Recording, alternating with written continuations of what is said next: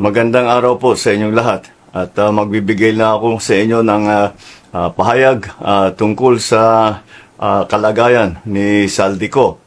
Nananatili po siya sa kustodiya ng Czech Republic at isinasagawa natin ang lahat ng mga kinakailangang hakbang para sa kanyang pagbalik dito sa Pilipinas. Inutusan ko ang Department of Justice kasama ang Department of Foreign Affairs na pangunahan ang pakikipag-ugnayan sa mga otoridad ng Czech Republic upang matiyak na maayos at naayon sa proseso ang lahat ng kinakailangan. Magpapadala rin ng high-level coordination team upang tutukan ito.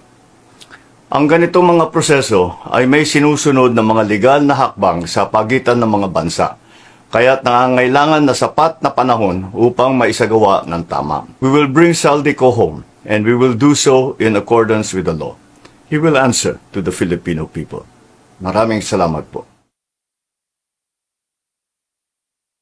Napakaganda ng gising ko. Napakaganda ng gising ko dahil nakakuha na po ako ng kumpirmasyon. Lahat ng sinabi ng Presidente Marcos Jr. aka Bangag tungkol kay Saldico ay fake news.